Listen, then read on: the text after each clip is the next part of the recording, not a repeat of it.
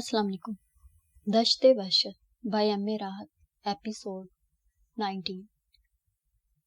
ये तो बहुत अच्छा है कि इस वक्त तलूस अपनी जिम्मेदारियां पूरी करने के लिए निकल गया, वरना वो तुम्हें कहाँ छोड़ता। मेरी माँ तुम्हारा इंतजार कर रही है, सोमा ने कहा, और सलार को एक अजीब सा एहसास हुआ। वो एहसास ये था कि यहाँ की दुनिया में सुबह के मामूलात हुआ करते थे, तबीयत सैरो सुकून होती थी। बहरहाल सोमा ने उसके लिए नाश्ता तैयार कर रखा था। उसकी माँ सलार का इंतजार कर रही थी। उसने सलार के हाथ की दरमियानी उंगली को होंठों से लगाया, उसके बाद अपने हाथ के दोनों अंगूठे उसकी पेशानी पर चिपका किए। ये गोया मोहब्बत का इजहार था जिसे सलार ने अपने जहन में रखा। नरम और आरामदेह नशिस्तों पर बड़ी फर्क महसूस हुई मुझे, सलार ने कहा।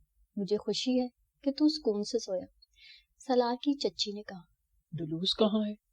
वो अपनी जिम्मेदारी पूरी करने के लिए सूरज की पहली किरण के साथ चला जाता है और उसका बाप उसके साथ होता है। और अब मुझे क्या करना है? बस मुझसे बातें कर, नाश्ता कर, औरत ने कहा, और सलार ने मुस्कुराते हुए उसकी बात मान ली। नाश्ते के दौरान वो सलार से उस अनोखी दुनिया के बारे में मालूमात हासिल करती रही जहाँ से वो आया था। वो इन बातों में बहुत दिलचस्पी ले रहा था, और सोमा भी। उसके बाद उसने अपनी माँ की तरफ देखा और बोली, मैं सलार को बाहर ले जा सकती हूँ? हाँ, क्यों नहीं। मैं जानती हूँ कि तू उससे बहुत कुछ जानने और सुनाने पर तुली हुई है, लेकिन अगर सलार पसंद करे। हाँ, क्यों नहीं। तो फिर आओ, सलार मैं तुम्हें आसपास की सैर कराऊं और अपनी जमीन से रोशनास कराऊं। सलार तैयार हो गया। वो दोनों सीढ़ियां अबूर करके चट्टान से बाहर निकल आए। सोमा बहुत खुश नजर आ रही थी, और सलार जब भी उस पर भरपूर निगाह डालता, रुख तब्दील करने पर मजबूर हो जाता, क्योंकि सोमा की दिलकशी उसे अपनी जानिब खींचती थी। बाहर सूरज की रोशनी फैली हुई थी, जिसे धूप कहा जा सकता था, लेकिन धूप में जो चटक होती है, जो जला देने वाला अंदाज होता है, वो इस धूप में नहीं था, बल्कि एक अजीब तरह का सुरूर जो जिस्म के मसामात को फरहत बख्शता था। सोमा का रुख समंदर ही की जानिब था। वो रास्ते की दिलकशी से बेनियाज, न जाने किस सोच में डूबी मुस्कुराती आगे बढ़ रही थी। एक बार उसने रुककर सलार को देखा और अपना सरसरी हाथ आगे बढ़ा दिया, जिसे सलार ने थाम लिया। सोमा मुस्कुराई और उसके बाद उसने आगे कदम बढ़ा दिए। साहिल के एक मखसूस गोशे में पहुंचकर उसने फूलों के वो अंबार देखे जो अभी समंदर की सतह पर बह रहे थे। वो सलार को देखकर हंस पड़ी, फिर बोली, कैसे चालाकी से हालिजा वालों ने शोपन वालों को अपनी जाल बनाने के लिए ये सब कुछ खेल खेला। मजीद दिलचस्प बात ये कि उनके साथ तुम भी थे। और सलार, मैं तुम्हारे आने से बहुत खुश हूँ। अपनों का एहसास दिल के गहराइयों में परवरिश पाता है, और मैंने कभी सोचा भी नहीं था कि तुम कभी इस तरह यहाँ पहुँचोगे। बैठो, ये जगह बहुत खूबसूरत है। मैं अक्सर इस जगह आती हूँ, और यहाँ मेरी एक दोस्त है जो सबसे ज्यादा मुझे चाहती है। अभी कुछ देर बाद आएगी। मैं आमतौर से उसके साथ समंदर की सैर को निकलती हूँ। बहुत सी बातें होंगी तुमसे, लेकिन थोड़ा सा वक्त उसके लिए जरूरी होता है। हाँ, मैं उससे एक फरमाइश भी करूंगी। तुम्हें मेरी दोस्त पसंद आएगी। सलार मुस्कुराती निगाहों से उसे देखने लगा, फिर बोला, सोमा, बहुत खूबसूरत है ये दुनिया। बेशक मैंने कभी इसे नहीं देखा और पहली बार यहाँ आया हूँ, लेकिन लग रहा है कि मेरे दिल के तार यहीं से बंधे हुए थे, और शायद एक वक्त गुजारने के लिए मुझे इसका इंतजार था। यहाँ आकर मैं बहुत खुश हूँ। काश मेरी माँ और बाप भी मुझे यहाँ मिल जाते तो मैं खुश नसीब तरीन होता।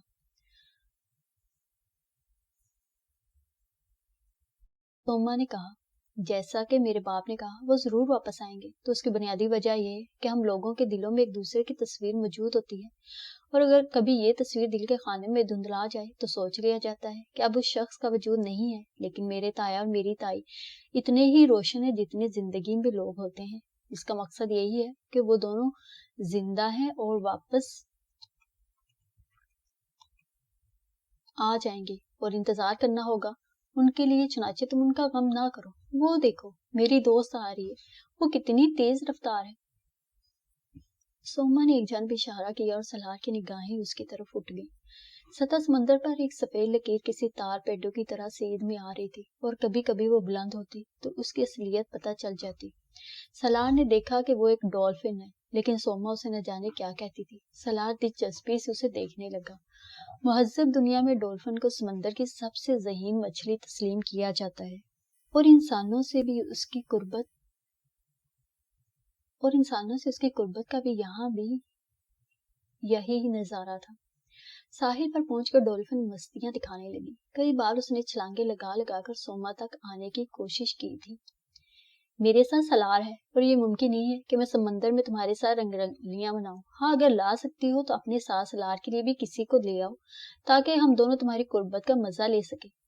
जैसे ही डॉल्फिन ने ये अल्फाज सुने, एक लंबी छलांग लगाकर वो समंदर की गहराइयों में उतर गई और सोमा हंसने लगी। उसने कहा, समंदर में इसका कबीला भी आबाद है और तुम्हारे लिए वो यकीनी तौर पर कोई इंतजाम करके आएगी।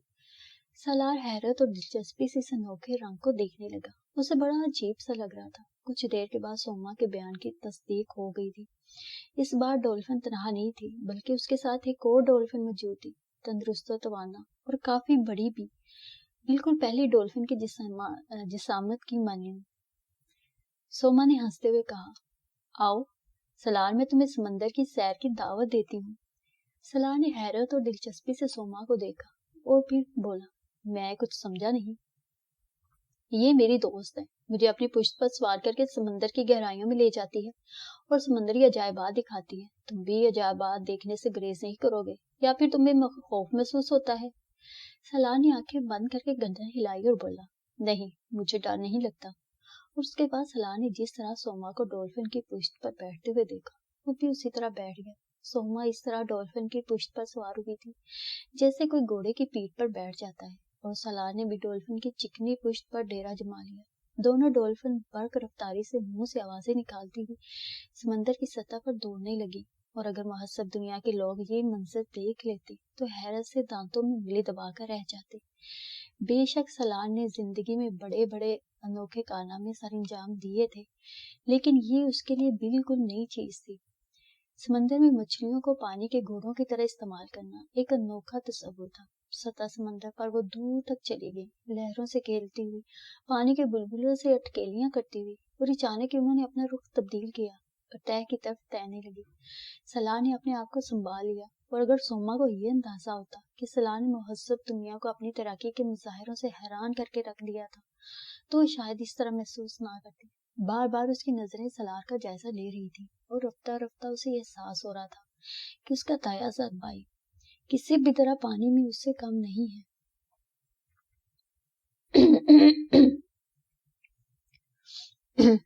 जबकि वो समझती थी कि नई दुनिया से आने वाला ये शख्स पानी से इस कदर वाकिफ नहीं होगा। डॉल्फिन मछलियां समंदर की तह में पहुंच गई, और उसके बाद वो तह के साथ साथ अपने मशागल में मसरूफ हो गई। अपने जिस्मों पर बैठे हुए दूसरे जिस्मों का उन्हें कोई एहसास नहीं था, और समंदरी अजायबात इस वक्त सलार को बहुत ज्यादा दिलकश और वासिया नजर आ रहे थे, क्योंकि इससे पहले उसे अपना अमल भी करना पड़ता था, जिसकी वजह से मसरूफियत दो हिस्सों में तकसीम हो जाती थी। वो देर तक डॉल्फिन की पुश्त पर समंदर की गहराइयों का नजारा करते रहे, और फिर सोमा ने ही शायद डॉल्फिन का इशारा किया, और एक डॉल्फिन सतह समंदर की जानिब बुलंद हुई तो दूसरी ने फौरन ही उसका ताक़ुब किया। और ये भी उन्हीं का कमाल था कि वो अपने आप को डॉल्फिन की पुश्त पर संभाले हुए थे। थोड़ी देर के बाद वो सतह समंदर पर पहुंच गए, और उसके बाद डॉल्फिन साहिल की जानिब तैरने लगी, गोया उन्हें हर तरह से हदायत दी जा रही थी। साहिल पर पहुंचने के बाद डॉल्फिन एक बार फिर उछलने लगी, और सोमा ने उन्हें रुखसत कर दिया। दोनों तैरती हुई पानी की गहराइयों में रुखसत हो गई थी। सोमा बेख्तियार हंस रही थी, और उसकी हंसी इतनी दिलकश थी कि सलार को कोशिश के बावजूद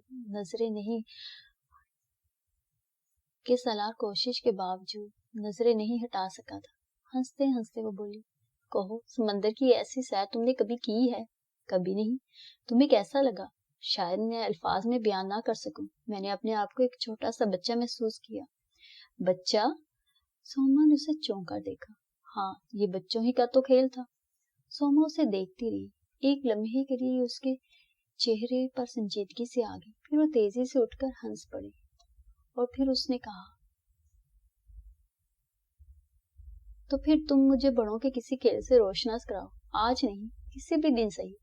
इन अल्फाज में बड़ी मायने खेजियत थी। सलार संभल सा गया। सोमा के चेहरे से अचानक उसे यह एहसास होने लगा था कि वो जिस तरह मासूम बच्चों जैसी नजर आती है, दर हकीकत ऐसी नहीं, बल्कि मासूमियत अपनी जगह और उम्र अपनी जगह, और बिलाशुबा ये नौजवानी की उम्र थी जो उसके सर से पांव तक उस वक्त छाई हुई थी, और गहरी निगाहों से देखने पर बहुत से अना के जज्बे दिल में बेदार हो जाते थे। सोमा उस वक्त बिल्कुल संजीदा हो गई थी।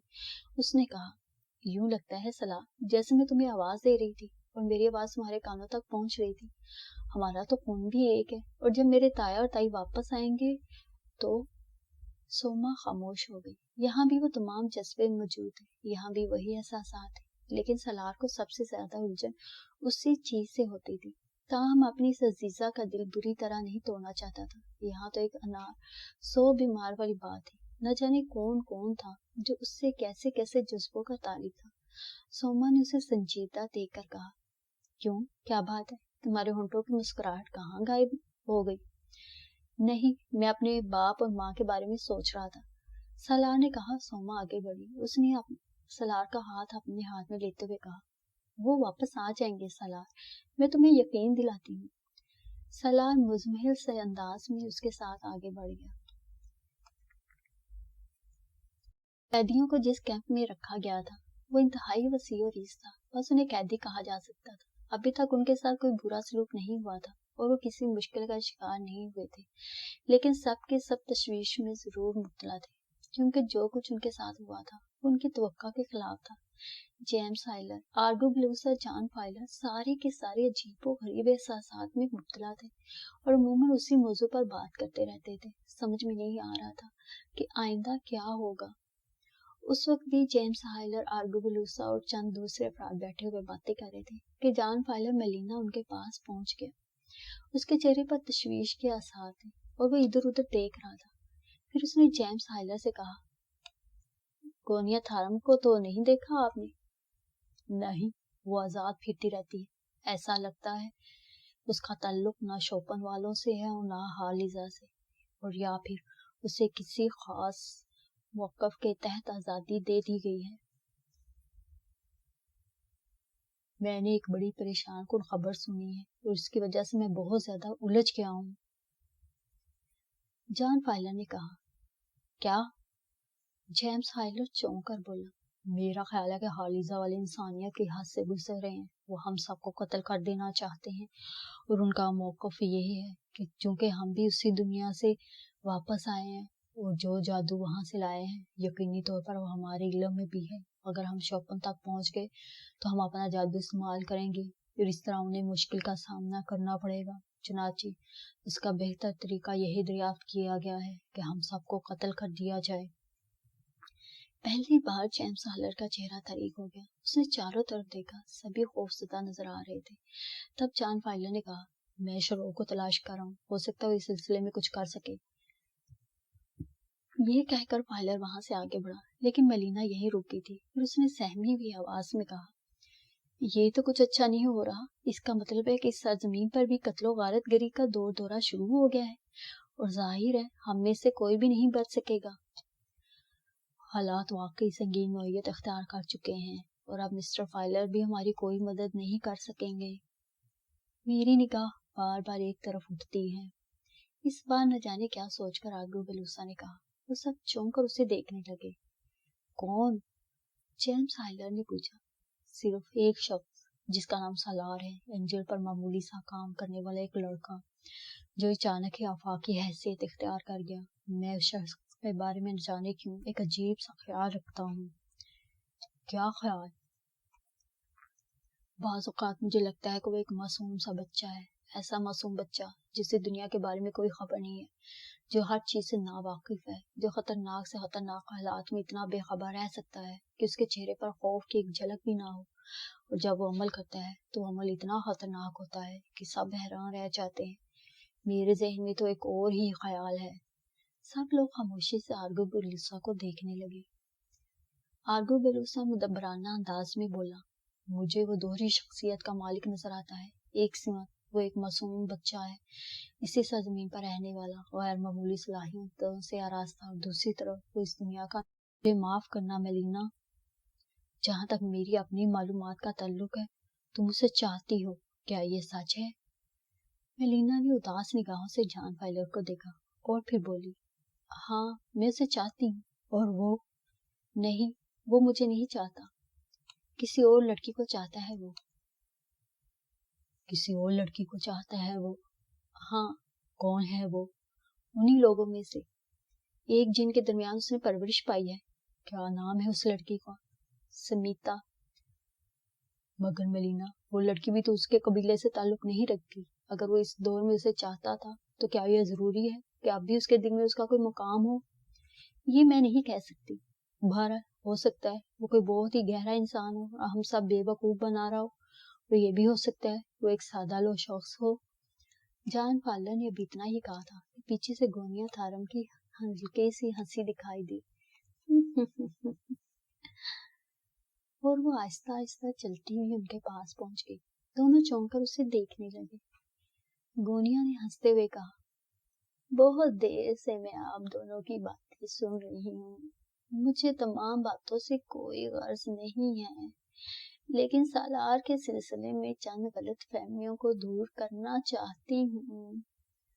दोनों खामोशी से उसे देखने लगे तो गोनिया बोली, मेलिना का ख्याल गलत है मिस्टर जॉन फाइलर। वो किसी समीता को नहीं चाहता, समझ रहे हो ना? मैं तुम्हें एक बात बताऊं, अगर तुम लोगों के ख्याल में उसके 2 रूप हैं तो मेरे 1000 रूप हैं। लोगों ने मुझे देखा ही नहीं है अभी तक और देख भी नहीं सकते।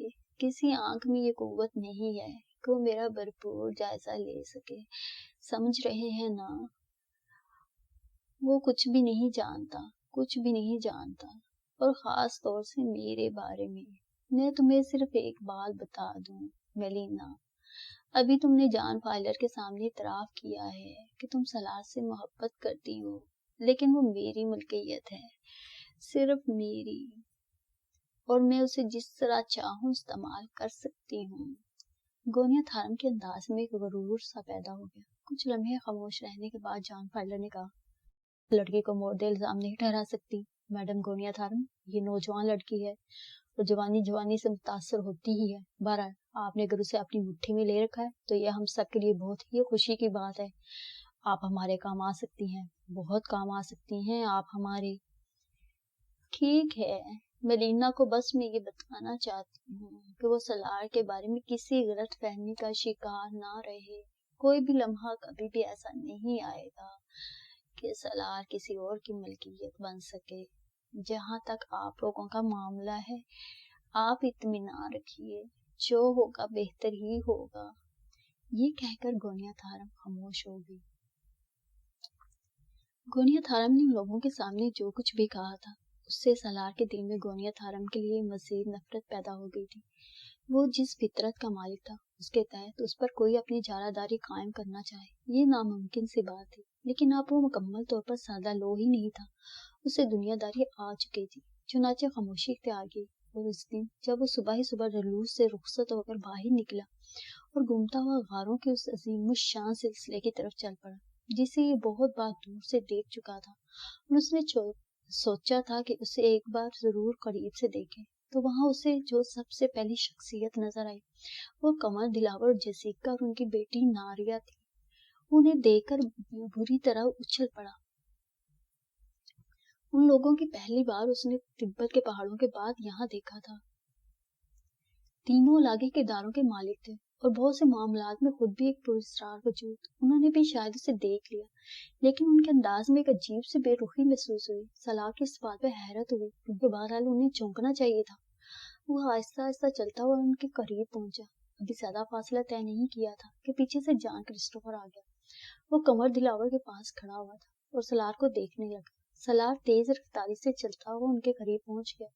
उनके अंदाज में कोई गर्मजोशी नहीं थी। सलार ने हैरानी से कहा, क्या हुआ आप लोगों को? आप लोग मुझे देखकर चौंके नहीं?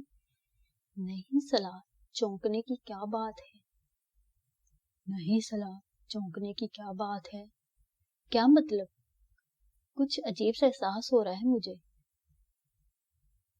भगत राय सबसे ज्यादा मायूसी का शिकार है मिस्टर सलार। क्या मैं उन्हें बुलाऊं? कहाँ हैं वो? मैं खुद उनके पास जाऊंगा। मैं उन्हें बुला कर लाता हूँ, तुम यहीं रुको, जॉन क्रिस्टोफर ने कहा। और थोड़ी देर के बाद भगत राय, महावीर जगत जॉन और सब उनके साथ समीता भी बाहर निकल आई। उन्होंने फीके फीके अंदाज में सलार को देखा। सलार दौड़ता हुआ भगत राय के पास पहुंचा। उसने कहा, आप बाबा जी महाराज, आप?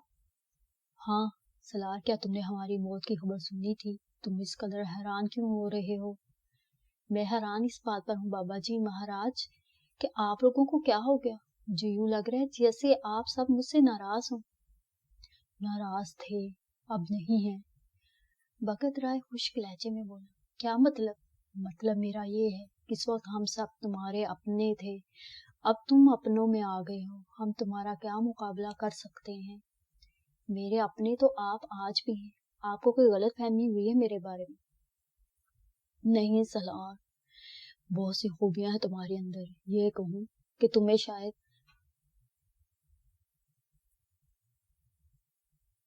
بہت سی خوبیاں ہیں تمہارے اندر، یا یہ کہوں کہ تھیں، شاید اب نہیں رہی۔ سلار، ان میں سب سے بڑی خوبی یہ تھی کہ تم سچ بولتے تھے، دھوکہ دہی نہیں کرتے تھے کبھی۔ تمہاری شاندار صحت، شاندار زندگی، اعلیٰ درجے کی کارکردگی، سب کچھ بہت قیمتی تھا ہمارے لیے، اور تم نے ہمیشہ سچ بولا۔ لیکن سلار، اب اس وقت جھوٹ کیوں بول رہے ہو؟ تم اپنوں میں آ گئے ہو، ہم تمہارے قیدی ہیں، ظاہر ہے تمہاری پالیسی ہمارے بارے میں کچھ اور ہوگی۔ آپ لوگ بہت بڑی غلط فہمی کا شکار ہیں، بہت بڑی غلط فہمی کا۔ میں آپ کے لیے وہی ہوں جو تھا، کوئی تبدیلی نہیں ہوئی ہے میرے اندر۔ بس یہ تبدیلی کیا کم ہے کہ تم ہمارے لیے جھوٹ بول رہے ہو۔ اچھا، بس ایک سوال کا جواب دے دو، مہابیر جگت چوہان نے کہا۔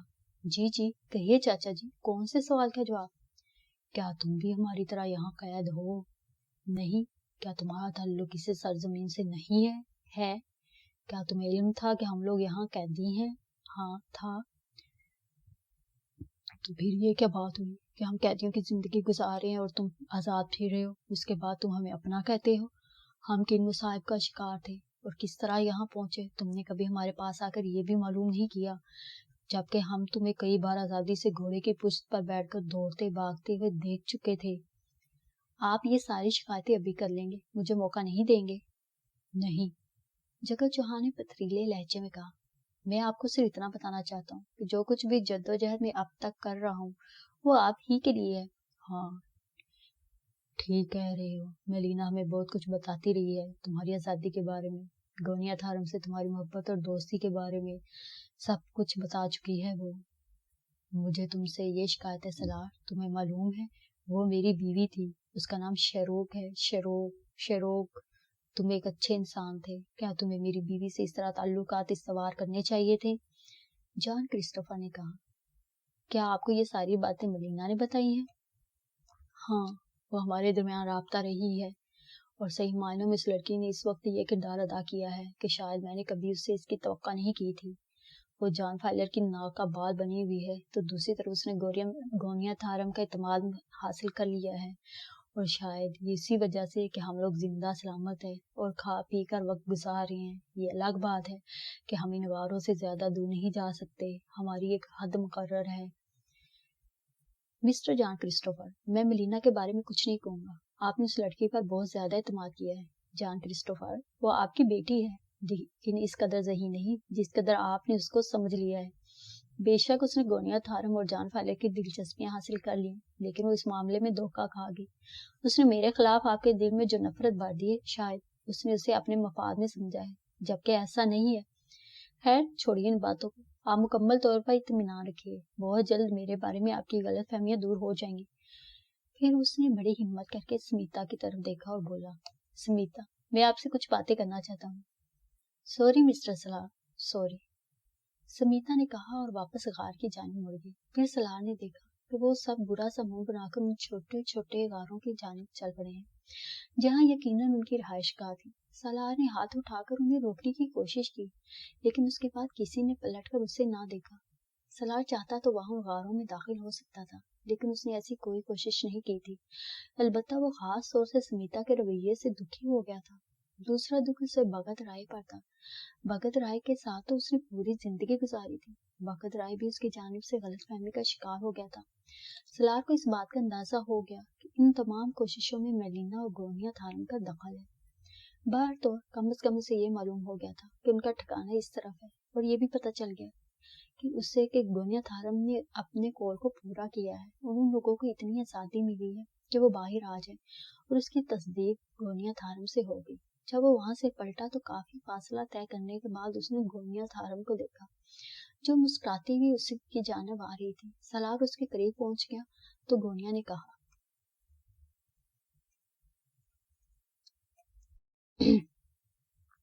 हाँ, तो तुम्हारी मुलाकात अपनों से हो गई। तुमने देखा कि उन्हें यहाँ कोई तकलीफ नहीं है। हाँ मैडम, लेकिन वो मुझसे बहुत बददिल हो चुके हैं।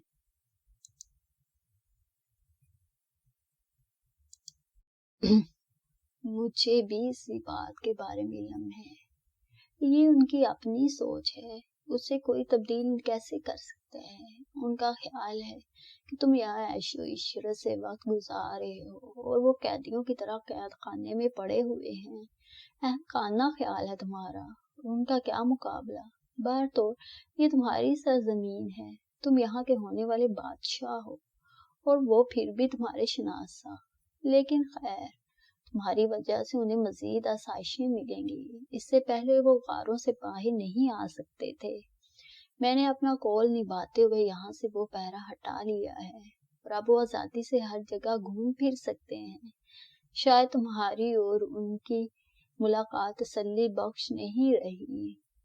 हाँ, मैंने कहा ना कि वो मेरी तरफ से बददिल हैं, सलार ने फीके से लहजे में कहा और गोनिया पुरख्याल अंदाज में गर्दन हिलाने लगी।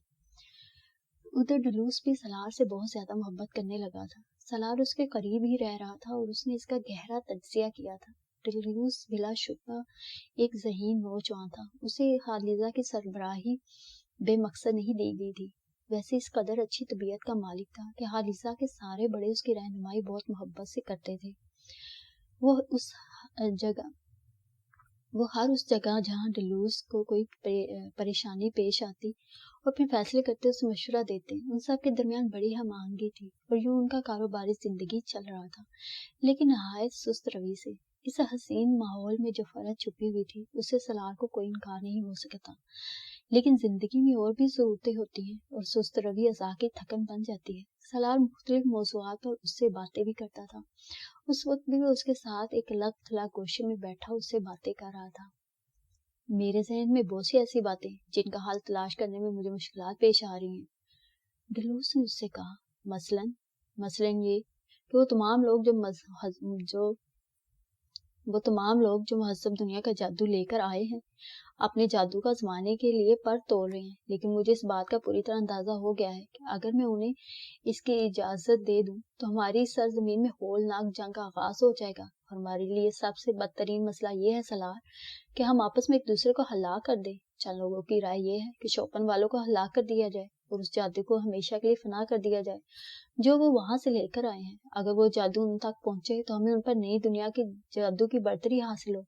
वो जो बारूद बनाने की बात करते हैं, वो कहते हैं कि आछी हथियारों से इंसान को मजमूई तादाद में बासानी फना किया जा सकता है। तुम खुद ही सोचो कि हम एक ही किस्म के गोश्त पोस्ट से बने हुए हैं, आपस में एक दूसरे से मोहब्बत करने वाले, एक दूसरे को फना करेंगे, वो भी अपने इन हाथों से। अगर हमें इसमें कामयाबी होगी तो क्या हम पर वो अपनी सांस के आखिरी लम्हे तक ना रोता रहेगा जिसने अपने जैसे को दरमियान से हटा दिया और इस तरह कि वो कभी वापस ना आए। तुम खुद ही सोचो ऐसा कैसे हो सकता है। सलार के रोंगटे खड़े हो गए। वो हिद्दत भरी निगाहों से डुलूस को देखता रहा। काफी देर तक खामोशी रही। फिर उसने कहा, ये बहुत बड़ा जज्बा है डुलूस, और हकीकत यह है इस नई दुनिया में जो तूफानी नफरतें फैल गई हैं वो मौत को जन्म देती हैं।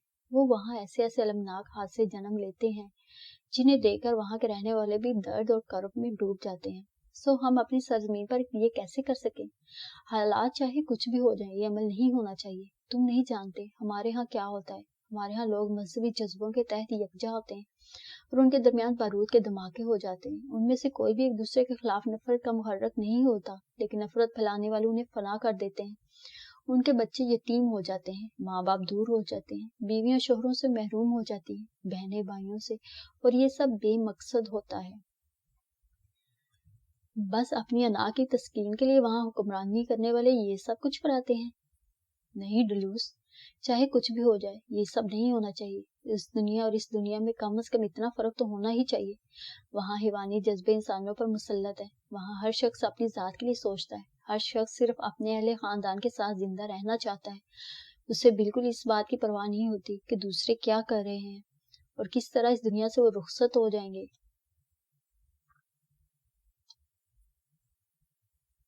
से बहुत बड़ा बोझ उतार दिया है सलार। मेरे भाई, मैं तुझे बता नहीं सकता कि तूने मुझे कितना हल्का कर दिया है।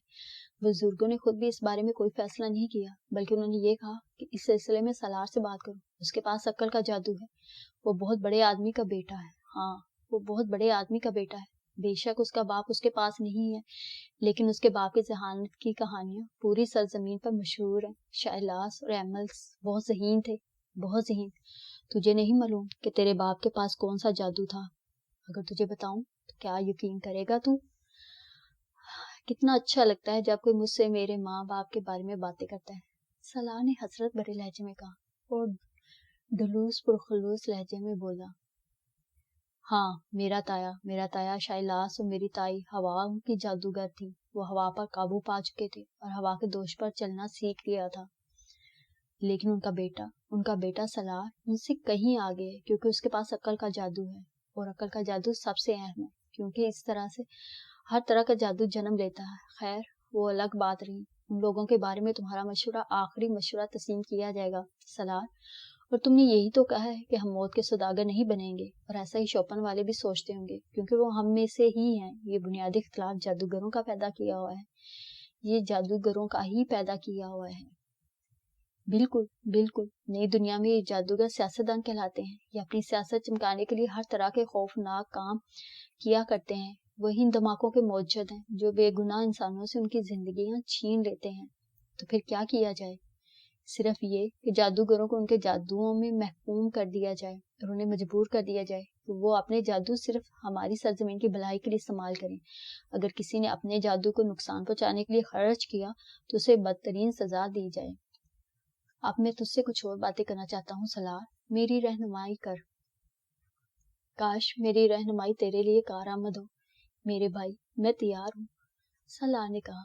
बुनियादी तौर पर सबसे पहले सवाल ये पैदा होता है कि ये जो लोग हमारे कब्जे में हैं, अगर हम ये ना कर पाए तो आज हालिजा वाले शोपन वालों के कैदी होते। वो क्या करते ये हम नहीं जानते। हम उन कैदियों के साथ क्या सलूक करना चाहिए? क्या हमें उन्हें दूसरों की ख्वाहिश के मुताबिक कत्ल कर दें? क्या अब इस बात का कोई इम्कान रह गया है डुलूस?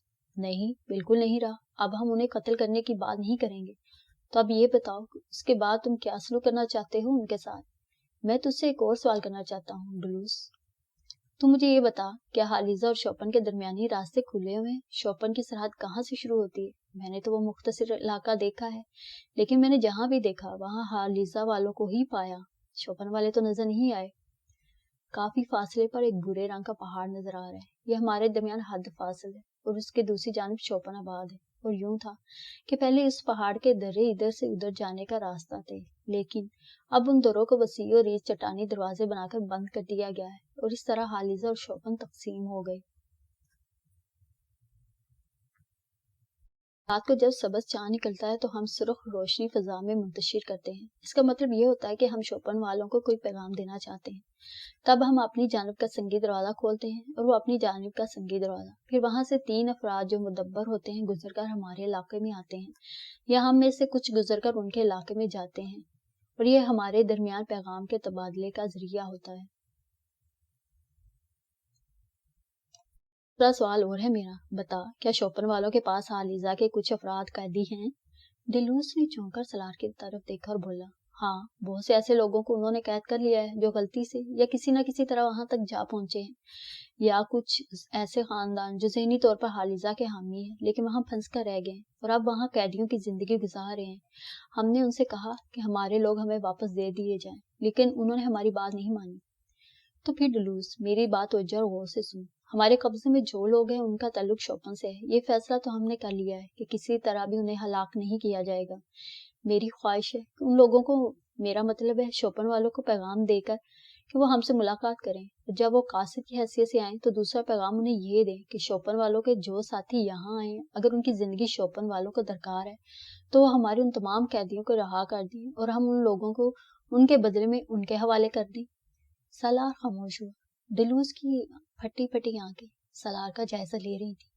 फिर रफ्ता रफ्ता उसके चेहरे पर मुसर्रत फूटने लगी। उसने कहा, गोया कैदियों का तबादला? हाँ, लेकिन इससे खतरा तो बाकी रहेगा। सलार, क्या क्या ये लोग महज़ब दुनिया के जादू वहां तक नहीं पहुंचा देंगे?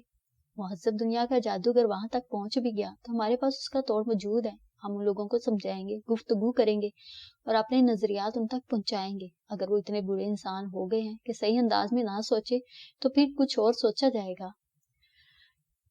کیا اس بات کا امکان تو نہیں ہے کہ وہ ہم میں سے ہیں, لیکن یہ نئے آنے والے ہم میں سے نہیں ہے. جیسا کہ حالیزہ کے لوگ اپنا جادو آزمانے کے لیے دیوانے ہو رہے ہیں اور اپنی اپنی تلاش میں مصروف ہو گئے ہیں, لیکن ہمیں یہ خطرہ تو مول لینا ہوگا ڈلوس. اگر ہم پہلا قدم نہیں اٹھائیں گے تو دوسرے قدم کی بات کیسے کر سکتے ہیں؟ ان کی طرف سے پیش آنے والے خطرات کا مقابلہ بھی ہم کریں گے, لیکن ہمارے بچھڑے ہوئے واپس آ جائیں گے اور یہ ہمارے لیے ایک بہت بڑی بات ہوگی.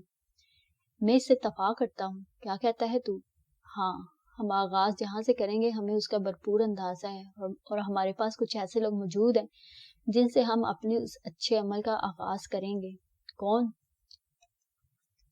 اس دنیا کے لوگ جو ہمارے قیدی بن کر یہاں تک آئے ہیں اور جہاز چلا کر آئے ہیں.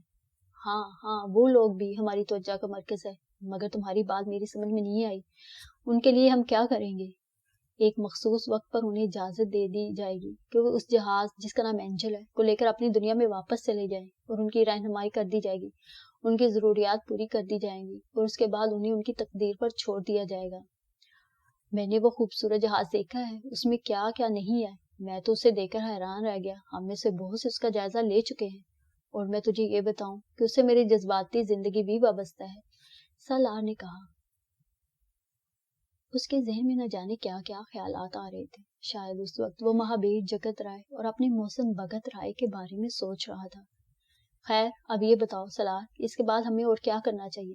جیسا کہ میں نے تم سے کہا, ہمیں شوپن والوں کو امن و امان کا پیغام بھیجنا چاہیے. ہم ان سے کہیں گے کہ جنگ و جدل سے کوئی فائدہ نہیں ہوگا. وہ ہمارے ساتھ سر جوڑ کر بیٹھے, اور یہ کہ مہذب دنیا سے موت کا جادو حاصل کرنے کے لیے گئے تھے, ان سے پوچھا جائے کہ وہاں کی زندگی کیسی ہے, اور اگر یہ برائیاں ہماری زمین تک نہ پہنچے تو ہم اس کی بقا کے لیے کام کر سکتے ہیں. سمجھے؟ اور وہ جو صرف اپنے ذہنوں میں جنگ و جدل کا جذبہ رکھتے ہیں, چاہے ان کا تعلق شوپن سے ہو یا حالیزہ سے, ہمارے مشترکہ دشمن قرار پائیں. ڈلوس کے چہرے پر خوشی کے آثار پھیل گئے. اس نے کہا, اور اب تو میں یہ کہنے میں حق بجانب ہوں, وہ بوڑھے بزرگ جنہوں نے صدیاں گزاری ہیں تیرے سامنے کچھ بھی نہیں ہے. تو نے ایک ایسا حل پیش کر دیا ہے جسے صدیوں میں نہ سوچا جا سکا ہو, اور فکر مت کر, میں اس کا آغاز تیری ہدایت کے مطابق ہی کروں گا. سب سے پہلے قیدیوں کا تبادلہ, اور اس سے پہلے قیدیوں کے درمیان پہنچ کر ہم کیوں نہ انہیں بتائیں کہ برائی ہر حال میں برائی ہی ہوتی ہے, اور اس کے نتائج سنگین ہوتے ہیں. کیا کہتے ہو؟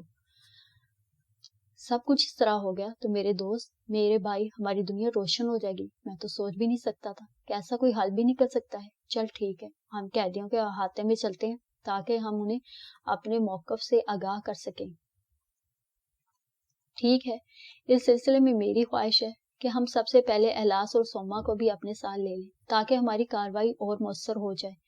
غرض یہ کہ جو یہ لوگ چمک کے احاطے میں داخل ہوئے تو سب گردنیں اٹھا کر انہیں دیکھنے لگے. غرض یہ کہ جو یہ لوگ چمک کے احاطے میں داخل ہوئے تو سب لوگ گردنیں اٹھا کر انہیں دیکھنے لگے. اور ڈیلوس نے آگے بڑھ کر کہا, شوپن والوں اور وہ جو نئی دنیا کے معزز لوگ ہیں, سب میرے سامنے آ جاؤ. میں تمہیں حالیزہ کی طرف سے پہلا پیغام دینا چاہتا ہوں, اور اس پیغام میں ہماری حسین سرزمین کے لیے ایک اچھا پیغام ہے. آؤ سب لوگ آ جاؤ. سب نے ڈیلوس کی بات سے اتفاق کیا. گونیا تھارم بھی مسکراتی ہوئی سب کے درمیان موجود تھی. اور میں نے تم سے کہا تھا نا جان فائلر کہ حالیزہ والے کچھ بھی کریں, میں نے سالار کو ان کے درمیان بیچ کر ایک ایسا عمل کیا ہے جس کی مثال اس سرزمین کی تاریخ میں نہیں ملے گی. اور میں نے تم سے کہا تھا نا جان فائلر کہ حالیزہ والے کچھ بھی کریں, میں نے سالار کو ان کے درمیان بیچ کر ایک ایسا عمل کیا ہے جس کی مثال اس سرزمین میں تاریخ میں نہیں ملے گی. ذرا سنو یہ خوبصورت آدمی کیا کہتا ہے جس کا نام ڈلوس ہے. گونیا تھارم کی پرہوس نگاہیں ڈلوس پر جمی ہوئی تھی, اور اس کی آنکھوں میں ایک نشہ لور کیفیت اتر رہی تھی. بہت ہی بد فطرت عورت تھی وہ. ڈلوس نے سب کو دیکھا جو اس کے سامنے آ کھڑے ہوئے تھے. پھر اس نے کہا, بات کسی ایک سے کہنے کی نہیں ہے, بلکہ میں سب سے کہہ رہا ہوں. میں ان سب سے بات کر رہا ہوں جنہیں اپنی سرزمین سے پیار ہے, چاہے ان کا تعلق کسی بھی قبیلے سے ہو. میں اچھی طرح جانتا ہوں کہ عام لوگ اس سرزمین کے دشمن نہیں ہیں. ہمارے درمیان جادوگروں کی وجہ سے ایک چپکلش چل رہی ہے, اور ہم 2 گروہوں میں تقسیم ہو گئے ہیں. سب کا یہ خیال ہے, بلکہ جادوگروں کا, کہ اب شوپن اور حالیزہ والے کبھی ایک نہیں ہو سکتے. لیکن ایسا نہیں ہے.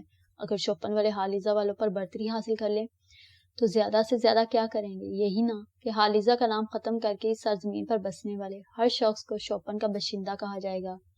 ہوگا کیا؟ وہی ایک بات نا کہ یہ سب پھر سے ایک ہو جائیں گے، اور یہی حال حالیزہ والوں کا بھی ہوگا۔ بات صرف ان جادوگروں کی آتی ہے جو ذاتی طور پر صرف اپنی برتری چاہتے ہیں اور اپنے جادو کو افضل ثابت کرنا چاہتے ہیں۔ دوستو، سارا کام اور سارا کھیل یہیں سے شروع ہوا ہے۔ ہم میں سے ہر شخص جادوگر نہیں ہے اور جادوئی قوتوں کو نہیں جانتا، لیکن ہم میں سے ہر شخص اس سرزمین کا باشندہ ہے جو محبت کی سرزمین ہے، امن و امان کی سرزمین۔ حالیزہ والوں نے اپنی قوتوں کو بڑھانے کے لیے کچھ لوگوں کا انتخاب کیا اور انہیں اس دنیا میں بھیجا جہاں کا جادو ایک الگ ہی جادو ہے، آگ اور لوہے کا جادو۔ لیکن عالم والوں نے جب اپنے وہاں کے تجربات بیان کیے تو پتہ چلا کہ وہاں کے رہنے والے انسانوں کی طرح زندگی نہیں گزارتے، وہ ہر لمحہ موت کے خوف کا شکار رہتے ہیں، اور یہ موت انہیں ان کے اپنے لوگوں سے مل رہی ہے۔ سو یہاں جو کچھ سامنے آیا وہ یہی ہے کہ ہم اس دنیا کی تخلیق کر کے اپنے لیے باہر سے موت منگوانا چاہتے ہیں۔ ہماری یہ خوبصورت سرزمین کسی بھی طرح اس وحشت کی متحمل نہیں ہو سکتی۔ امن کا جھنڈا کوئی بھی بلند کر دے، یہ اس کی بڑائی ہے، اور یہ ہمارا اپنی زمین سے محبت کا فرض بھی ہے۔ آپ لوگ بھی شوپن کے لیے وہاں سے قوتوں کا خزانہ لے کر آئے ہیں، لیکن آپ یہ سوچئے کہ ہمارے جسموں کے تار ایک دوسرے سے ملے ہوئے ہیں، ہم نے ایک ہی مٹی سے تخلیق پائی ہے، ہم ایک دوسرے کو فنا کیسے کریں؟ ہماری زمین کے کسی بھی باشندے کی موت ہم میں سے کس کے لیے خوشی کا باعث ہوگی؟ آپ کو یہ بات معلوم ہے کہ حالیزہ والے آپ کو موت کے گھاٹ اتار دیں، یہی خیال ہے نا آپ کا؟ لیکن مجھے بتائیے کہ ہم وہ دل کہاں سے لائیں جس کے ذریعے ہم اپنے جیسوں کو زندگی سے محروم کریں؟ ہم یہ نہیں کر سکتے، اور ہمارا دل یہ کہتا ہے کہ آپ لوگ بھی یہ نہیں کر سکتے۔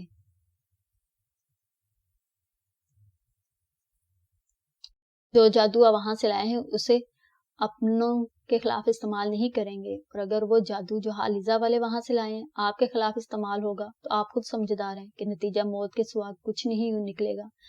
آپ جب یہاں سے اپنے قبیلے میں واپس جائیں تو پھر بھرپور کوشش کریں کہ محبت کا جواب محبت سے دیں۔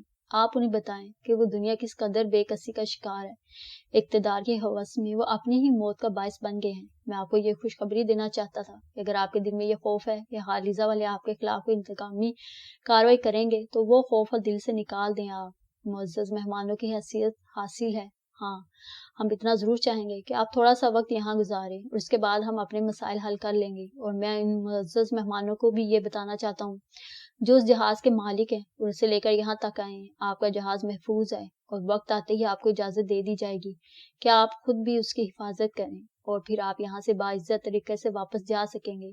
اور میں یہ بات آپ کو بتانا بہت ضروری سمجھتا ہوں کہ یہ صلاح مشورہ مجھے سالار نے دیا ہے۔ ڈلوز کی یہ تمام باتیں ان میں سے ہر شخص کے چہرے پر حیرت کے نقش نمودار کر رہی تھی، اور پھر آہستہ آہستہ ان کے چہرے پر خوشی کے رنگ نظر آنے لگے۔ گونیا تھارم نے فخریہ لہجے میں کہا، سنا تم نے جان فائلر، تم نے سنا؟ کیا سنا تم نے؟ جو الفاظ ڈلوز کے منہ سے نکلے اس نے خود اس بات کو تسلیم کیا کہ آواز اس کی تھی اور الفاظ سالار کے۔ جان فائلر الجھی ہوئی نگاہوں سے گونیا تھارم کو دیکھنے لگا، پھر بولا، تم کہنا کیا چاہتی ہو گونیا تھارم؟ گونیا تھارم نے ایک ہلکا سا قہقہ لگایا اور بولی، جو میں کہنا چاہتی ہوں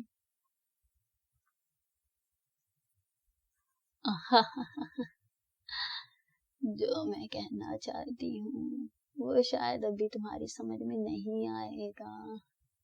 یہ کہہ کر وہ واپسی کے لیے مڑ گئی۔ ادھر ڈلوز بھی سالار کا بازو پکڑ کر وہاں سے واپس چل پڑا تھا، اور گونیا تھارم عجیب سی نگاہوں سے یہ منظر دیکھ رہی تھی۔ ہر طرف چہمگوئیاں شروع ہو گئی تھی۔ کاف ڈینیل نے جیمز ہائلر سے کہا، اور میں سمجھتا ہوں مسٹر جیمز ہائلر، اگر یہ فرشتہ نما نوجوان ہمارے ساتھ نہ ہوتا تو ہمیں شاید یہاں سے واپسی نصیب نہ ہوتی۔